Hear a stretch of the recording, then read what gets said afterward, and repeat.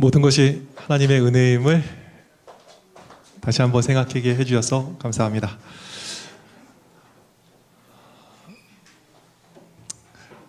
이제 끝났습니다. 와 정말 네 이게 무거운 어깨의 짐이 내려지고 정말 행복한 안식일입니다. 와.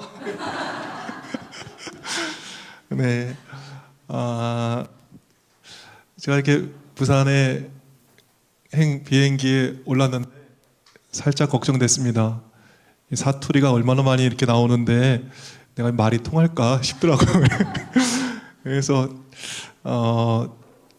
이 첫째 날, 둘째 날 이 직원 신앙 부흥회를 하는데 너무 조용들 하셔가지고 내가 사투리로 해야 되는가 뭐 이런 생각을 했는데 우리 부산병원교회 성도님들 부족한 말이지만 아멘 해주시고 함께 공감해 주셔서 용기가 됐습니다. 감사합니다.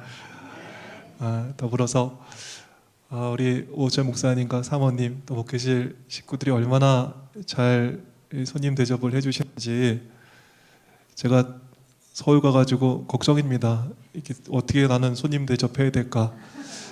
당분간 손님을 안 부르는 거로 이렇게 뭐 이렇게 할 줄 없더라고요. 약간 정말 어떻게 그 손님을 잘 이렇게 대우해야 할지 또 이렇게 모셔야 할지 정말 오늘 좋은 모델을 보여주셔가지고 저에게도 큰 영감이 되었습니다. 우리 목사님과 또 목회실 모든 식구들께 감사드립니다. 한 주 동안 우리 병원의 직원들에게는 정말 천연계 속에 나타난 하나님의 귀한 사랑 함께 나눴고요. 또 우리 특별히 부산병원교회에는 또 건축을 하시고 하실 것 같아서 이렇게 하다 보니까 또 망치 소리가 너무 많이 났던 것 같아요. 그래서 오늘은 바다가 아름다운 부산에서 정말 파도 소리 들리는 그러한 바닷가에서의 말씀 함께 살피면서 오늘 은혜를 나누도록 하겠습니다. 요한복음 21장 15절부터 있는 말씀입니다. 그들이 조반 먹은 후에 예수께서 시몬 베드로에게 이르시되 요한의 아들 시몬아 내가 이 사람들보다 나를 더 사랑하느냐 하시니 이르되 주님 그러하나이다. 내가 주님을 사랑하는 줄 주님께서 아시나이다.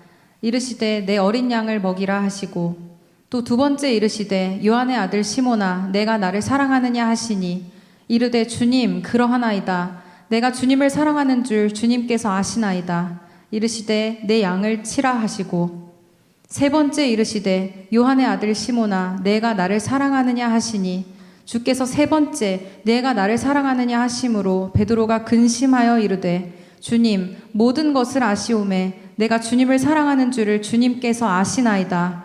예수께서 이르시되 내 양을 먹이라. 예수님의 가장 가까웠던 제자 베드로가 넘어졌습니다.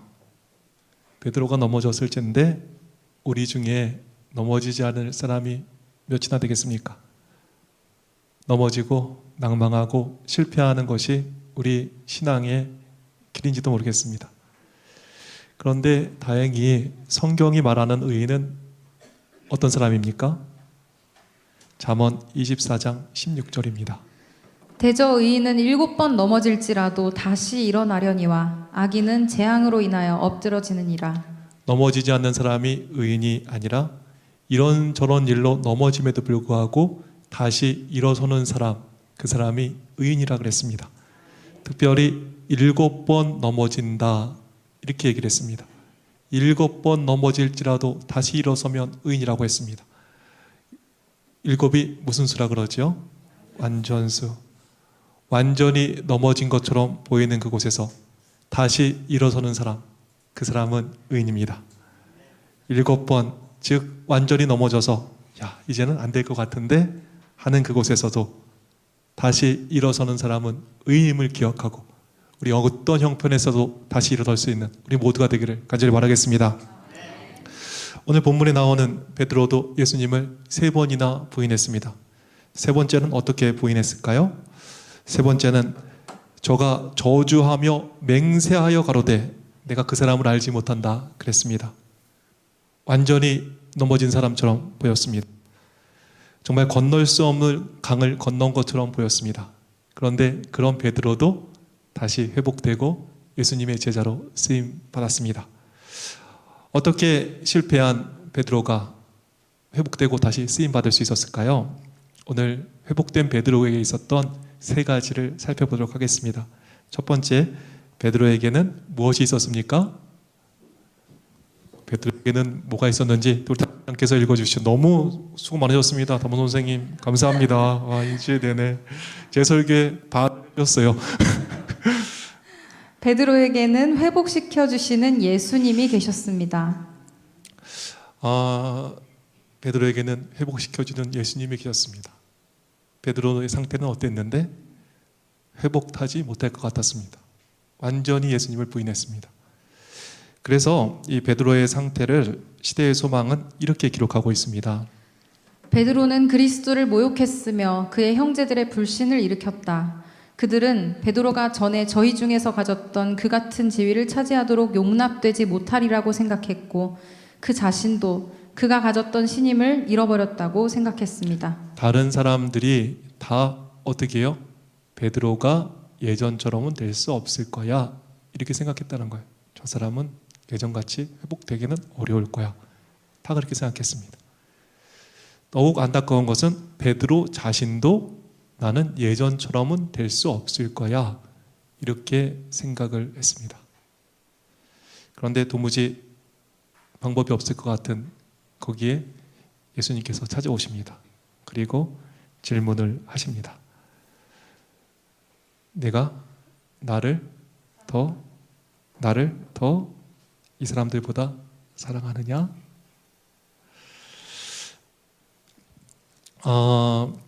우리나라 말에는 사랑이 한 종류입니다. 그런데 헬라어에는 이 사랑이 여러 종류가 있다고 해요. 몇 종류가 있다고 해요. 그래서 여러분 아시는 대로 뭐 아가페 하면 뭡니까? 뭐 조건 없는 사랑 그렇게 하잖아요. 그래서 여기 보면 아가파오라는 이 동사 형태가 있는데 요거는 어떤 거냐 하면 이 감정보다는 무엇이에요? 원칙에 지배되는 그러니까 정말 조건 없는 사랑, 높은 형태의 사랑을 가리키는 게 아가파오입니다. 그런데 또 다른 이 사랑이 있는데 여기 보면 필로입니다. 이 필레오 사랑은 어떤 건지 한번 좀 보실까요? 필레오는 일반적으로 정서나 감정에 근거한 감상적인 애정을 묘사한다. 그것이 감정에 기초하고 있기 때문에 감정의 기복에 따라 변화되기 일수다. 이건 필레오는 뭐예요? 감정적이기 때문에 이렇게 좀 기복이 있는 사랑인 거예요. 예수님께서 네가 나를 사랑하느냐? 라고 물으실 때 뭘로 물어보셨을까요? 예수님께서 베드로에게 물어보십니다. 아가페로 물어보시는 거예요. 네가 나를 아가페하니? 정말 원칙적으로 조건 없이 그렇게 높은 수준의 사랑을 하니? 이렇게 물어보셨습니다. 예수님을 3번 부인했습니다. 베드로가. 아가페로 대답할 수 있을까요? 제 사랑은 조건 없는 사랑이에요. 어떤 형편에서도 흔들리지 않는 원칙적인 사랑이에요. 얘기할 수 있었을까요? 없었을까요? 그래서 베드로가 제가 주님 사랑합니다 하는데 뭐라고 대답했을까요? 필레오를 얘기합니다. 주님, 제 사랑 아시잖아요. 제가 주님 사랑합니다. 근데 어떤 사랑? 제 사랑은 필레오예요. 왔다 갔다 하는 기복이 있어요. 감정에 의해서 왔다 갔다 하는 감정적 사랑이에요. 라고 대답합니다. 필레오 사랑을 얘기한 이 베드로에게 예수님은 다시 한번 물어보십니다. 부끄러운데 또 물어보시는 거예요. 야, 요한의 아들 시몬아, 네가 나를 정말 아가페하지 않아? 조건 없이 원칙적으로 사랑하지 않아? 다시 물어보시는 거예요. 그런데 예수님을 완전히 부인했던 베드로, 아가페를 얘기할 수 있습니까? 제 사랑은 어떤 사랑이라고 얘기하는 거예요? 필레오. 제 사랑은 감정적인 사랑이에요. 기복 있는 사랑이에요. 다시 한번 제가 주님 사랑합니다 고백하면서 제 사랑은 필레오 사랑이에요 라고 이야기하는 것입니다. 네, 세 번째 예수님이 물어보십니다. 근데 이번에는 다르게 물어보십니다. 이번에는 아가페로 묻지 않습니다. 뭘로 묻습니까? 원어 성경을 보면 그래? 내가 정말 나를 필레오하니? 아가페 안 하고 정말 필레오하니? 너 사랑은 감정적인 사랑이니? 기복이 있는 사랑이니? 우리 예수님께서 물어보십니다. 그때 베드로가 뭐라고 대답하지요? 베드로가 근심하여 가로되 모든 것을 아시오매 제가 주님을 필레오 사랑하는지를 아십니다. 제 사랑 기복 있는 사랑이에요. 감정에 그 골이 있는 사랑이에요. 감정에 의한 사랑이기 때문에 어느 날은 좋지만 어느 날은 흔들리는 그러한 사랑이에요 라고 고백하는 것입니다. 이 사실에 대해서 엘렌 화이트는 시대의 소망에서 이렇게 쓰고 있습니다. 베드로는 3번이나 주님을 공공연하게 부인했었다. 예수께서도 3번씩이나 바늘 돋친 화살과 같은 이 날카로운 질문을 그의 상처받은 마음에 화급하게 던짐으로써 그의 사랑과 충성의 보증을 베드로에게서 끌어내셨다. 모인 제자들 앞에서 예수님은 베드로의 회개의 깊이를 나타내셨으며 한때 자만스럽던 제자가 얼마나 완전히 겸손하게 되었는지를 보여주셨다. 예수님께서는 베드로의 회개의 깊이를 보여주셨습니다. 베드로가 얼마나 겸손하게 되었는지를 보여주셨습니다. 옛날 같으면 제가 주님 아가페요 이렇게 했을 베드로입니다. 그런데 예수님을 부인하고 제 사랑은 정말 감정에 의해서 움직이는 필레오 사랑이에요 고백하는 이 베드로의 그 고백을 끌어내심으로 베드로가 얼마나 겸손하게 되었는지를 보여주시는 것입니다. 그리고 내 양을 부탁해 이렇게 하시면서 베드로를 다시 사역의 자리에 회복시키는 그러한 모습을 보여주고 있는 것입니다. 그리고 온 제자들에게 그 동의가 되잖아요. 베드로가 변했구나. 그 제자들에게 베드로에게 그 입치를 우리 주님께서는 거의 제자들에게 동의를 얻어 수제자로 이렇게 삼으시는 모습을 볼 수 있습니다. 우리 가운데 베드로처럼 나도 생각하기에 참 내가 안 될 것 같아 하는 포기된 문제 있습니까? 베드로처럼 우리 가정에 안 될 것 같은 문제 있습니까? 베드로처럼 우리 마음에 힘들 것 같은 문제 있습니까? 회복시켜 주시는 우리 주님 계심을 잊지 않으셨으면 좋겠습니다. 방법 찾아주시는 우리 주님 계심을 잊지 않으셨으면 좋겠습니다. 다시 되게 해주시는 우리 주님 계심을 꼭 기억하셨으면 좋겠습니다. 주위에서도 포기하고 자기도 포기되는 그러한 때이지만 결코 포기하지 않는 주님 계심을 기억하시고 우리 힘내고 용기 내는 우리 모두가 되기를 간절히 바라겠습니다. 정말 우리 주님 회복의 전문가 아니십니까? 어떠한 조건에서도 회복시켜 주신 분, 그분이 우리 주님 아니십니까? 저도 뭐 그런 경험이 너무 많지요. 그 중에 하나 좀 소개해드리면, 제가 고등학교 다닐 때 전교에서 1등을 했습니다.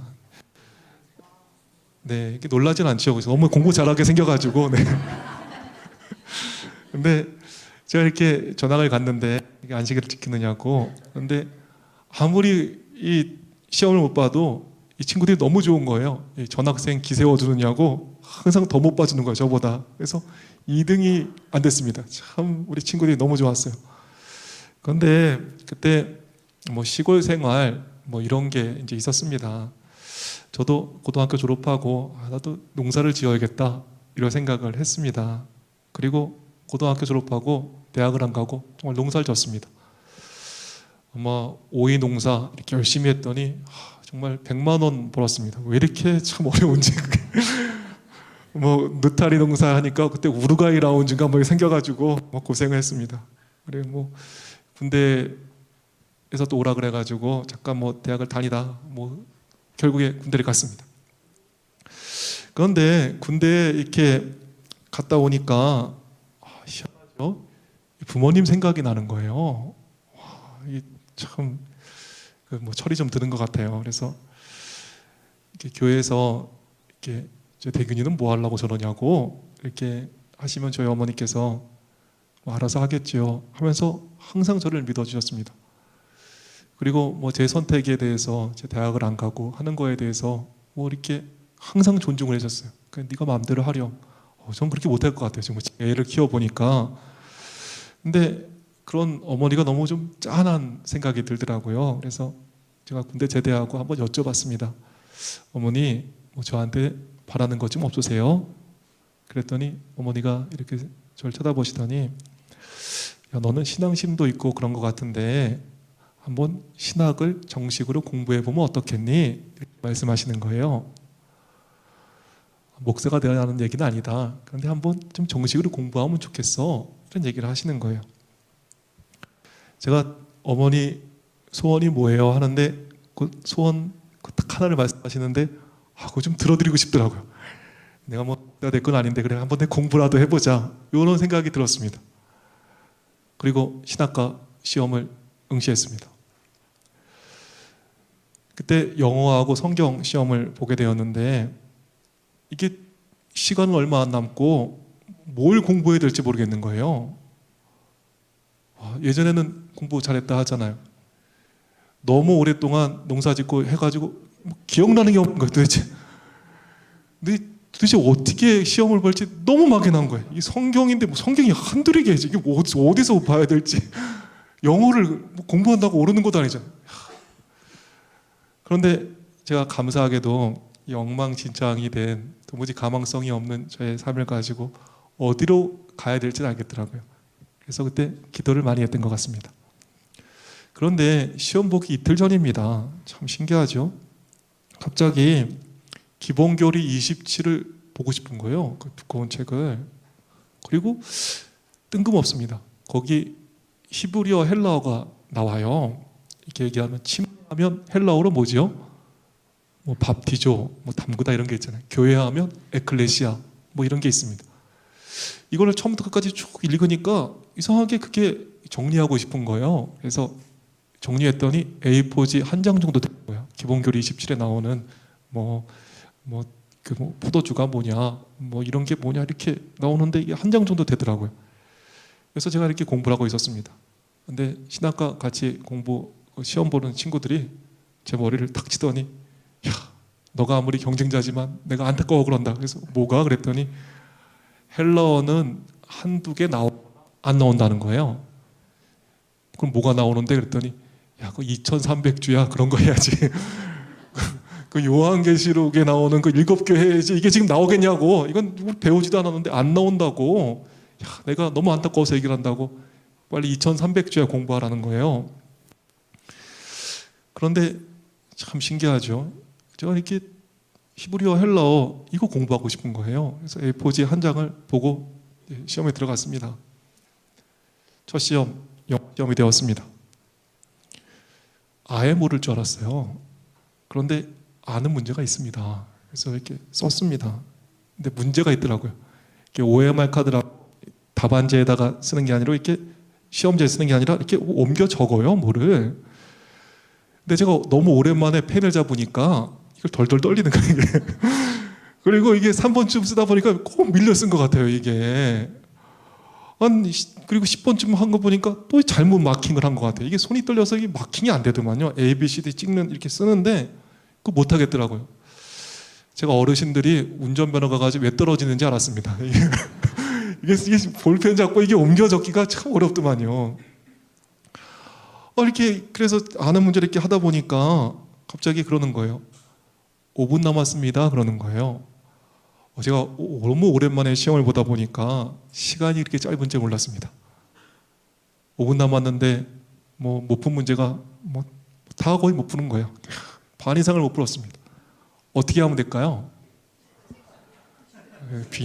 그냥 내기는 좀 미안하고 그렇죠. 뭐 찍어야 되잖아요. 뭘로 찍으면 좋을까요? A, B, C, D 중에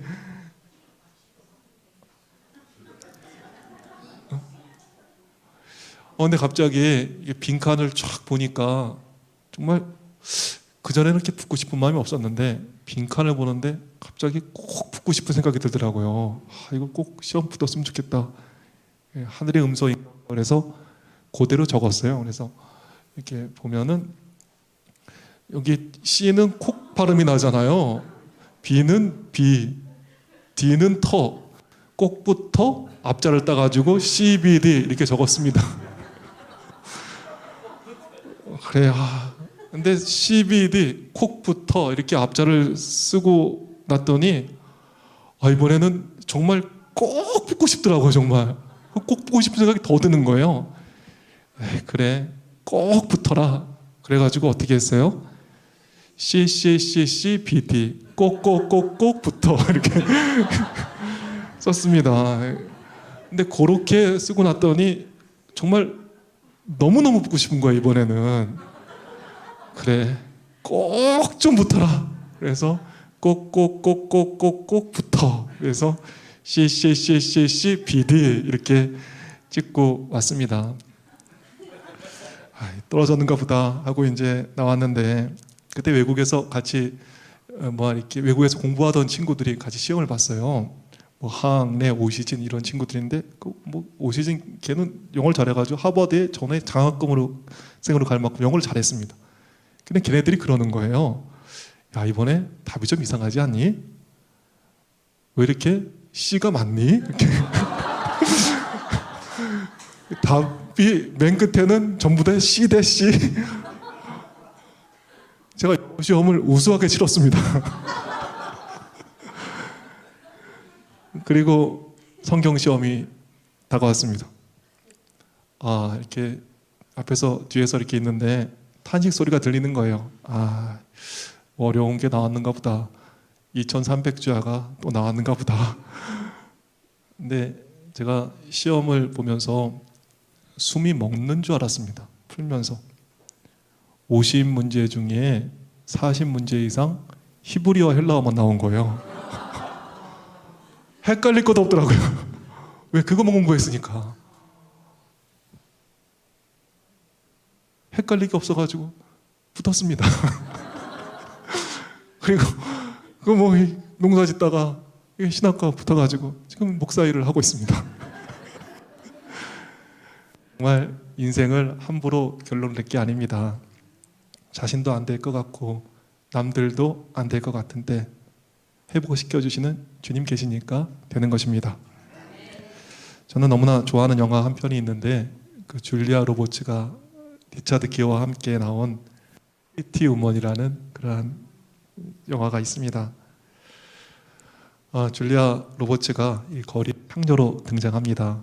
근데 거리의 창녀인 줄리아 로버츠가 훈남 리차드 기어를 이렇게 길을 잃은 그를 만나게 되죠. 그리고 정말 백마탄 왕자 리무진을 탄 그 남자와 사랑에 빠집니다. 근데 줄리아 로버츠가 이 거리의 창녀 옷을 입고 있으니까 그 사람 가는 곳에서 다 이렇게 무시를 당하는 거예요. 그래서 안타까운 생각이 들어서 이제 리차드 기어가 이렇게 카드를 줍니다. 옷 좀 사라고. 근데 옷을 사러 갔는데 너무 문턱이 높은 거예요. 당신한테는 그 창녀 옷 입은 당신한테는 팔옷이 없습니다. 당신 같은 콜걸한테는 팔옷이 없습니다 하고 완전한 무시를 당했습니다. 결국 옷을 못 사고 돌아왔습니다. 이 사실을 안 리차드 기어 어떻게 했을까요? 그 프리티 우먼의 그 주제가가 흐르잖아요. 뚜루루루 뚜루루루 하면서 그냥 그 일대 좋은 가게에서 폭풍 쇼핑을 합니다. 단 어느 가게를 안 들립니까? 줄리아 로버츠는 망신중 그 가게는 안 들렸습니다. 전 그 후회스러움의 표정을 짓는 그 점원의 표정을 잊을 수가 없습니다. 그리고 이게 복음이구나 하는 것을 느꼈습니다. 줄리아 로버츠 그 거리의 여성에게도 옆에 누가 있으니까 리차드 기어가 있으니까 인생이 달라지는 것입니다. 하물며 우리 주님이 우리 곁에 계실진데 우리 인생 달라지는 것 아니겠습니까? 주와 함께하는 인생 함부로 결론되지 않게 되기를 간절히 바라겠습니다. 베드로를 회복시켜 주시는 주님, 우리 곁에 계실 때 어떠한 형편에서도 회복될 수 있음을 잊지 않으셨으면 좋겠습니다.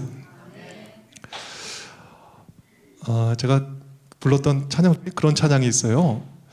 주의 이름 송축하리, 주의 이름 송축하리, 지존하신 주의 이름 찬양. 영광스런 주의 이름, 영광스런 주의 이름, 영광스런 주의 이름 찬양. 주님의 이름은 강한 성루, 그곳에 달려간 자 안전하리.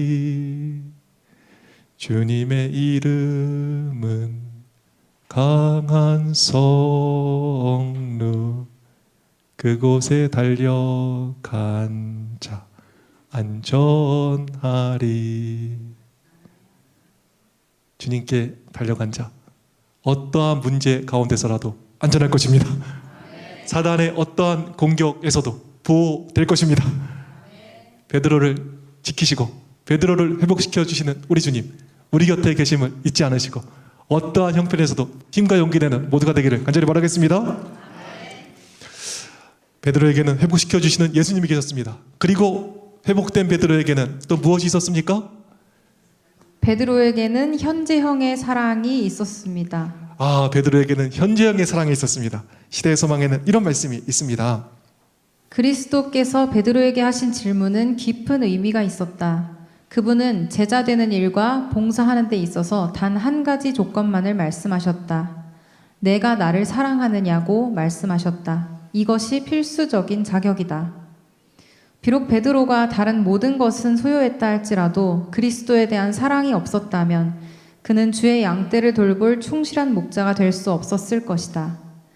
지식과 박의 정신과 달변과 감사하는 마음과 열심히 다 선한 사업의 성공에 도움이 되지만은 마음속에 그리스도의 사랑이 없으면 그리스도교의 목사로서의 사업은 실패하고 만다. 우리 사역의 필수 자격 요건이자 유일한 자격 요건이 있습니다. 그것은 무엇입니까? 주님 사랑하는 것입니다. 근데 베드로의 사랑은 어떤 사랑인가요? 영어에서는 이 주어에 따라서 동사가 바뀝니다. 그래서 I 다음에는 뭐가 나오죠? am. 이게 어려운 걸 아시다, 그죠? you 다음에 뭐가 나오나요? are. 또 3인칭 we 다음에 뭐가 나오죠? are. 그래서 항상 이 주어 다음에 동사가 바뀌는 거예요. 헬라어도 그렇습니다. 이 성경이 기록된 헬라어도 그런데요. 이 주어에 따라서 이 동사가 바뀌고 특별히 이 시제에 따라서 동사가 바뀝니다. 그래서 영어에서도 시제, 우리도 그런 게 있잖아요. 밥을 먹고 있었다 그러면 지금 뭐죠? 밥을 먹고 있다 그러면 뭐 지금이고 밥을 먹었다 그러면 과거잖아요. 이게 바뀌는 게 있습니다. 근데 베드로의 사랑은 어떤 사랑이었죠? 필로, 왔다 갔다 기복 있는 사랑이었습니다. 근데 내가 나를 사랑하느냐 이렇게 물을 때 베드로는 뭐라고 대답했을까요? 여기 보면 여기 파싱점을 보는데 동사로 얘기했습니다. 사랑합니다 하고 하면서 여기 맨 끝에 뭐라고 써 있어요? 현재요.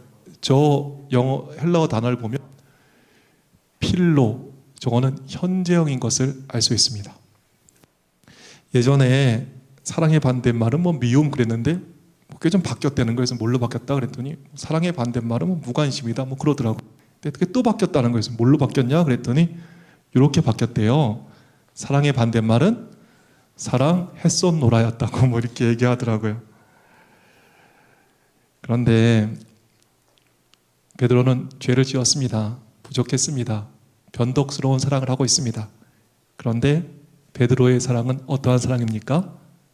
부족할지라도 지금 주님 사랑합니다 하는 현재형 사랑을 이야기하고 있습니다. 제가 예전에 주님 사랑했어요 이렇게 얘기 안 하고 네가 나를 사랑해? 이럴 때 부족한 그 필로 사랑, 기복 있는 사랑이지만 무슨 형태로 얘기했다고요? 현재형. 제가 주님 사랑합니다. 현재형으로 얘기하고 있는 거예요. 우리는 어떻게 살고 있습니까? 많은 분들이 안타깝게도 과거에 주님 사랑했습니다 라고 고백하고 있습니다. 제가 대학 다닐 때 오약봉 밑에서 뜨거웠습니다. 얘기합니다. 제가 군대에 있을 때 주님 뜨겁게 사랑했습니다. 얘기하는 거 들었습니다. 제가 천명선교사에 있을 때 제 가슴 뜨거웠습니다. 얘기하는 거 들었습니다. 제가 주님 처음 믿었을 때 정말 뜨겁게 주님 사랑했습니다. 제 신앙 불타올랐습니다. 얘기하는 걸 들었습니다. 그 목사님 계실 때 제가 뜨거웠습니다 하는 얘기를 들었습니다. 하여간 뭐 별로 신뢰는 안 가는데 어찌되었건 모든 성도가 다 열심히 있었다는 거예요. 그런데 베드로는 어떻습니까? 베드로의 사랑은 부족한 사랑이지만 주님과의 찬란했던 과거의 때를 추억하지 않습니다. 제가 주님 사랑했었어요 라고 얘기하지 않고 부족하지만 지금 주님 사랑합니다 라고 현재형 사랑을 고백하는 것입니다. 바라기는 우리 과거에 찬란했던 때를 또 과거에 좋았던 때를 이야기하는 것이 아니라 부족하더라도 기복이 있더라도 우리의 사랑은 베드로처럼 항상 지금 주님 사랑합니다 라고 현재형 사랑을 고백하는 우리 모두가 되기를 간절히 바라겠습니다. 과거를 추억하는 것만큼이나 많은 분들이 미래를 기약합니다. 제가 주님 사랑할 거예요. 이렇게. 취직 좀 하고 사랑할게요. 돈 좀 벌고 제대로 헌신할게요. 일단 결혼이나 하고 좀 제대로 섬길게요. 이 문제 좀 해결되고 좀 봉사할게요. 미안하지만 벼르던 제사에 물도 못 떠넣는다 그랬습니다. 이 문제 해결되고가 아니라 문제 있는 그대로 지금 주님 사랑하는 우리 모두가 되기를 간절히 바라겠습니다. 바쁜 일 끝내고가 아니라 바쁘면 바쁜 대로, 문제 있으면 문제 있는 대로, 기복 있으면 기복 있는 대로 오늘 주님 사랑하는 우리 모두가 되기를 간절히 바라겠습니다. 베드로처럼 과거의 화려한 때를 추억하는 그러한 삶이 아니라 또 더 다가올 더 나은 미래를 기약하는 것이 아니라 항상 부족하지만 현재형 사랑으로 부족한 대로 주님께 충성하고 부족한 대로 주님 사랑 고백하는 우리의 마음 되기를 간절히 바라겠습니다. 회복된 베드로에게는 현재형 사랑이 있었습니다. 더불어서 뭐가 있었습니까? 베드로에게는 보고도 충성하는 마음이 있었습니다. 우리 요한복음 21장 18절에 있는 말씀 보시죠. 내가 진실로 진실로 내게 이르노니 젊어서는 내가 스스로 띠띠고 원하는 곳으로 다녔거니와 늙어서는 내 팔을 벌리리니 남이 내게 띠띠우고 원치 아니하는 곳으로 데려가리라. 이 말씀을 하심은 베드로가 어떠한 죽음으로 하나님께 영광을 돌릴 것을 가리키심이로라. 이 말씀을 하시고 베드로에게 이르시되 나를 따르라 하시니. 이 말씀을 듣고 베드로가 뭔 생각을 했을까요? 네가 나중에 결박돼서 팔 벌려 죽을 거야. 찝찝한 예언을 받는 것입니다. 불길한 예언을 받는 것입니다. 찝찝한 미래에 대한 예언. 이 예언을 들을 때 여러분 같으면 어떻게 하시겠습니까? 그 얘기를 듣고 베드로는 이렇게 생각했습니다. 베드로는 그 계시로 인하여 낙담하지 않았다.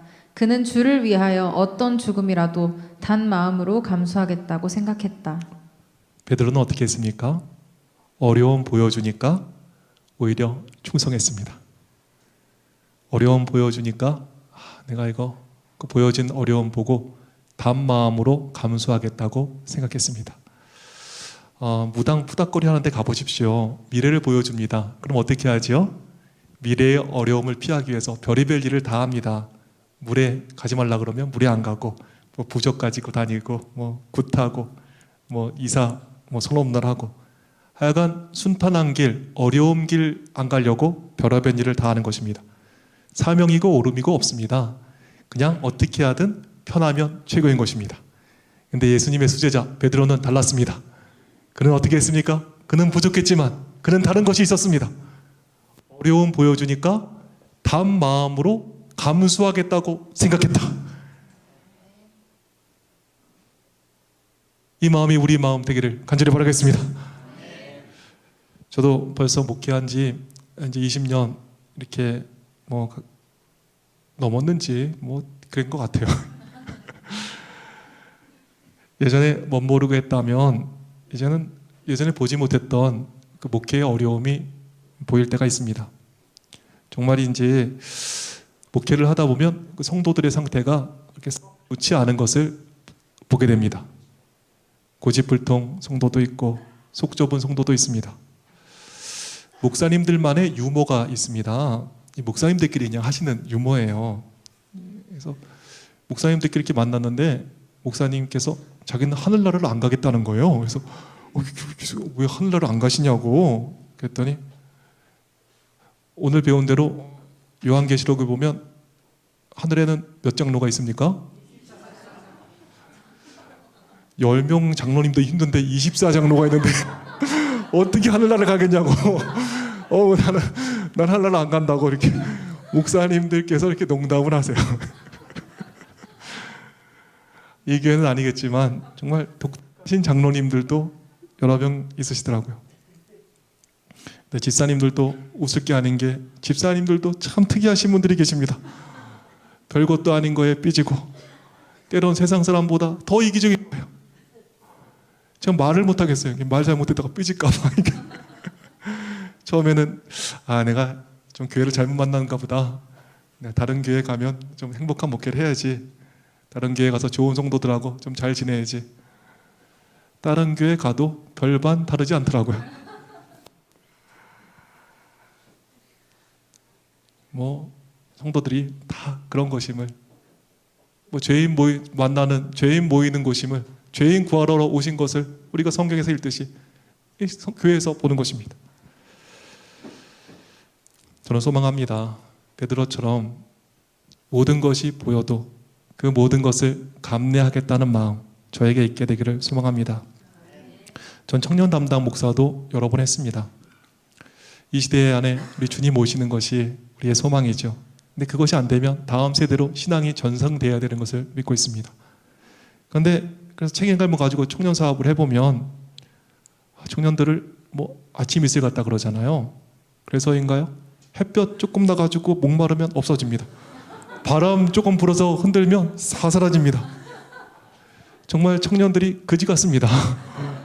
필요할 때는 없고 먹을 때는 옵니다. 어떻게 이게.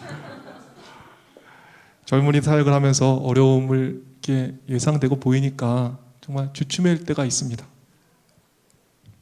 그럼에도 불구하고 베드로의 마음, 저의 마음 되기를 소망합니다. 베드로는 그 보여지는 것으로 낙심하지 않았습니다. 주를 위해서 어떠한 어려움도 감수하겠다고 생각한 것입니다. 저는 이 교회에 여러 장로님들이 계심을 인해 감사합니다. 아마 교회 오래 다니는 장로님들이 그 장로의 책임이 그 무거운 거 모르시는 분들은 안 계실 것입니다.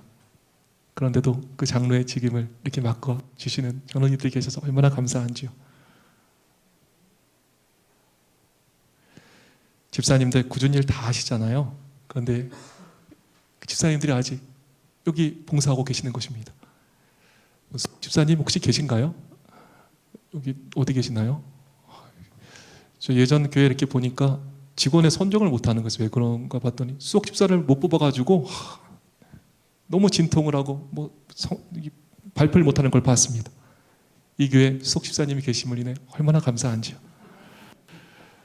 정말 어려움이 보이고 기꺼이 어떠한 일을 해야 되는지 알매도 불구하고 그것을 감내해 주시는 그 귀한 마음, 제가 너무나 감사하고 정말 고개가 숙여집니다. 오늘 함께 안교를 진행해 주신 안교장님, 얼마나 고민이 많으시겠습니까? 이번 주는 뭘 할까? 다음 주는 뭘 할까? 또 목사님하고 교권을 진행하라고요? 얼마나 이 부담 되셨겠습니까? 그럼에도 불구하고 24장로가 나오는 어려운 교과를 이렇게 같이 진행해 주셔서 얼마나 감사한지요. 선교회장도 계시겠죠? 선교도 안 되는데 얼마나 부담이 있으시겠습니까?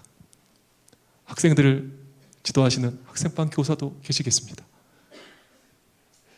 학생들에 대한 책임을 가지는 그 분이 아마 있으실 것입니다. 청년들이 그지 같다면 학생들은 정말 왕그지. 저는 지금도 학생들을 어떻게 될지 모르겠는 거예요.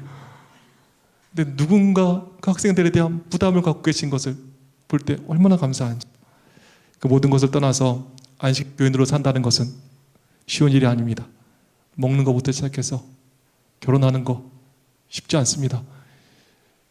아무나 만나서 결혼할 수도 있는 것도 아니잖아요. 이게 다 정말 내 누구를 이렇게 기다리는데 괜찮은데 신앙이 없네. 괜찮은데 또 신앙이 없네. 이렇게 어려운 재림교인의 그 삶 보여지고 예상됨에도 불구하고 묵묵히 그 자리를 감당하고 계시는 베드로와 같은 성도들 이렇게 만나게 돼서 너무나 감사합니다. 소망합니다.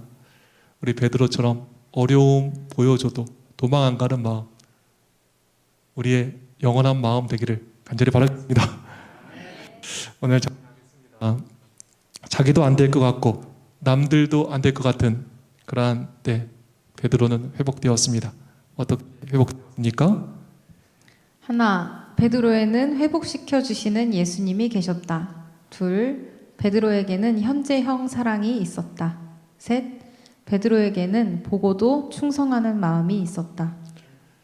베드로처럼 귀한 마음 오늘 우리에게 있어서 어떤 형편에서든지 다시 일어설 수 있는 우리 모두가 되기를 소망하면서 말씀하시도록 하겠습니다.